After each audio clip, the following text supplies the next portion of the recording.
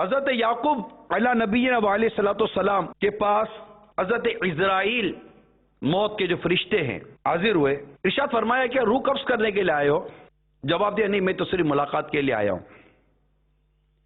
فرمایا مجھے آپ سے ایک بات کہنی ہے کہ آپ جب بھی میری روح قبض کرنے کے لیے آئیں تو آنے سے پہلے مجھے آگاہ کر دیجئے گا.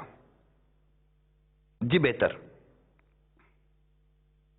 فرمایا میں اپنی آمد سے قبل، کہا کہ میں اپنی آمد سے قبل آپ کے پاس 2 یا 3 قاصد یعنی پیغام بھیجوں گا.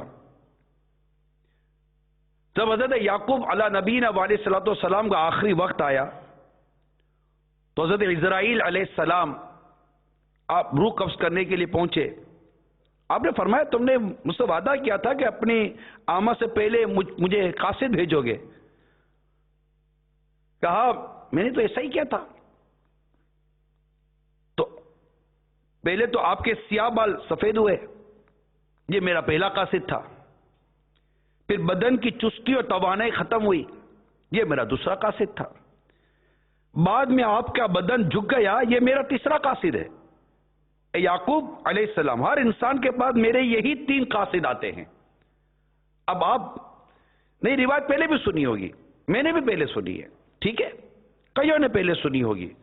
اب بات یہ ہے میٹھے میٹھے اسلامی بھائیوں کہ میرے سفید بال ہو گئے، میں نے کتنا نوٹس لیا.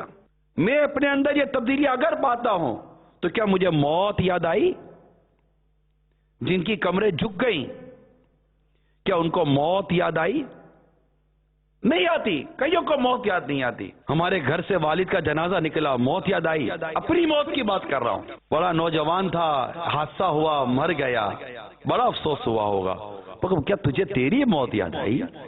مسجد کے اسپیکر سے آواز آئی،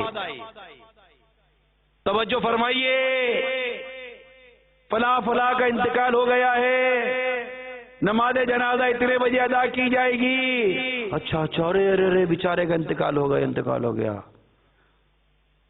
اعلان سننے والے اور اعلان کرنے والے، کہ تجھے تیری موت یاد آئی؟